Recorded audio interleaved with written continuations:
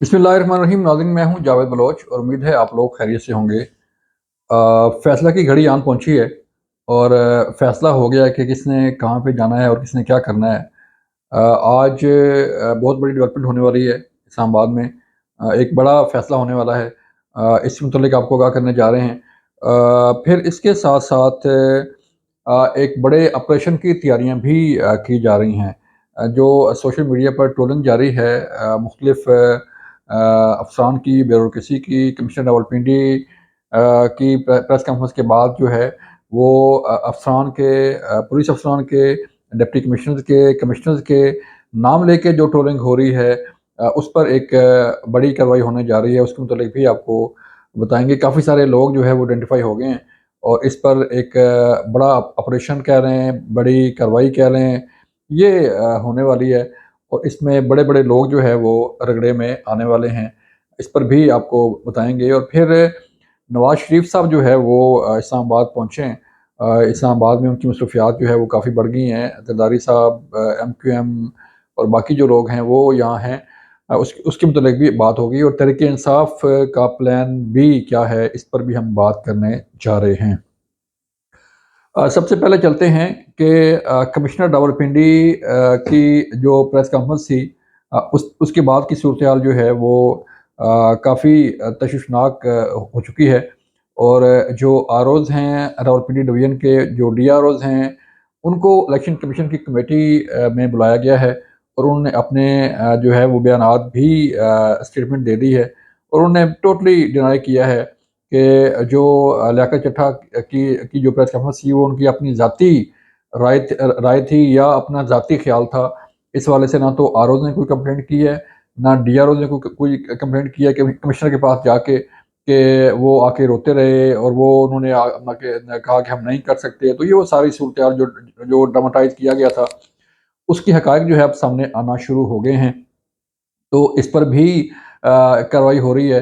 हो सकता है कि एक आध दिन में या कुछ घंटों बाद जो है वो एक एफआईआर भी दर्ज कर ली जाए कमिश्नर रावलपिंडी के खिलाफ, लियाकत चड्ढा के खिलाफ और उसको बैरून मुल्क से काफ़ी ऑफ़र्स आ रही हैं लियाकत चड्ढा साहब को कि वो अमेरिका आ जाएँ, कोई कह रहा है कि कनाडा आ जाएँ, कोई यूके उन्हें बुला रहा है। तो ये एक बोली जो है वो लगी हुई है।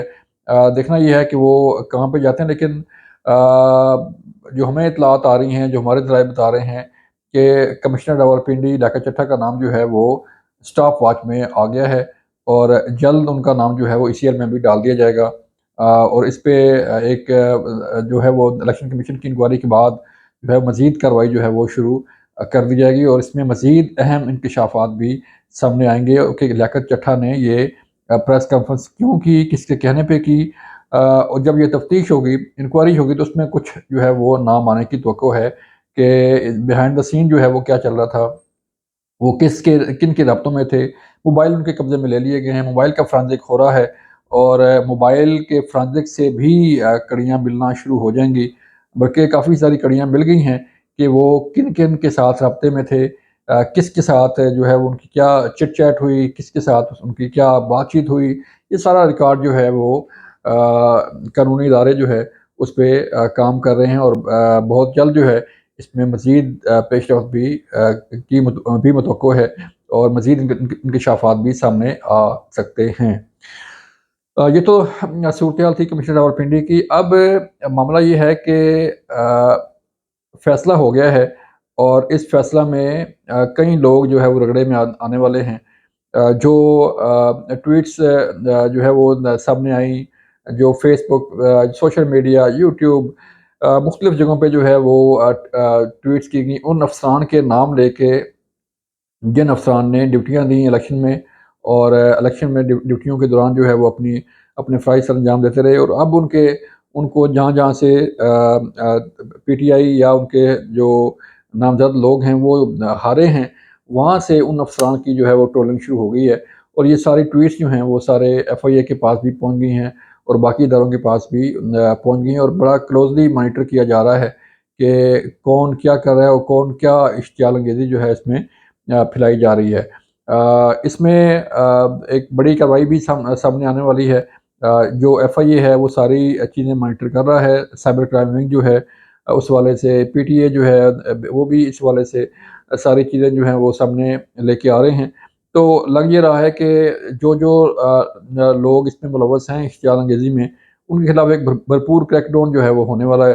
اب یہ کریک ڈاؤن کب ہوتا ہے، کیسے ہوتا ہے، کس طرح ہوتا ہے، اس کا فیصلہ آئندہ جو ہے وہ چند گھنٹوں میں یا ایک آدھ دن میں ہو جائے گا، کیونکہ یہ ساری کڑیاں جوڑی جا رہی ہیں۔ جب یہ الیکشن کمیشن کی انکوائری مکمل ہوگی اور الیکشن کمیشن کی رپورٹ آئے گی، اس رپورٹ کی روشنی میں سابق کمشنر راولپنڈی علاقہ چٹھا خلاف بھی کارروائی ہوگی، اور جو ٹرولنگ ہو رہی ہے اس کے ان پر بھی بھرپور قسم کی ایک کارروائی سامنے آنے والی ہے۔ اس میں کئی ایسے لوگ بھی رگڑے میں آئیں گے جو بڑے بڑے نام ہیں اور بڑی شخصیات ہیں جن کے ساتھ یہ جو اکاؤنٹس ہیں وہ جڑے ہوئے ہیں۔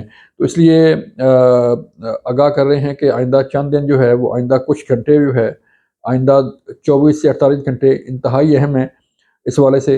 اور پھر حکومت کا بھی فیصلہ ہو گیا ہے۔ حکومت کے سیاسی اتحاد کی جو چیزیں تھیں وہ بھی فائنل ہو گئی ہیں۔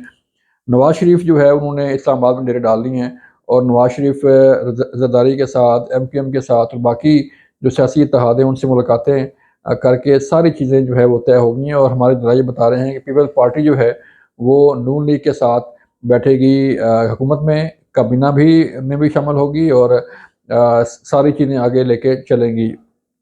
پیپلز پارٹی کے ساتھ پاور شیئرنگ فارمولہ طے کر لیا گیا ہے۔ بلوچستان حکومت جو ہے وہ پیپلز پارٹی کو دی جا رہی ہے، سندھ پیپل پارٹی کے پاس ہے ہی، پنجاب میں جو ہے وہ بھی وزارتیں پیپل پارٹی کو ملیں گی۔ اس کے ساتھ ساتھ اسپیکر قومی اسمبلی اور پریزیڈنٹ کا عہدہ بھی پیپل پارٹی کو دیا جا رہا ہے۔ اور اب صورتحال یہ ہے کہ فائنل ایک آپ کہہ رہے ہیں کہ ایگریمنٹ یا جو ہے وہ ایم او یو جو ہے وہ سائن ہونے والا ہے پاور شیئرنگ کا، کہ کون کس کو کیا ملے گا اور کس طرح کیا جو ہے وہ ایک رپورٹ تیار کی جائے گی، اور ایک یہ باقاعدہ ان رائٹنگ ایک ایگریمنٹ کیا جا رہا ہے جس میں تمام سیاسی جماعتوں کے متعلق پاور شیئرنگ فارمولہ طے کیا جائے گا، کس جماعت کو کیا ملنا ہے، کتنی رشوت ملنی ہے۔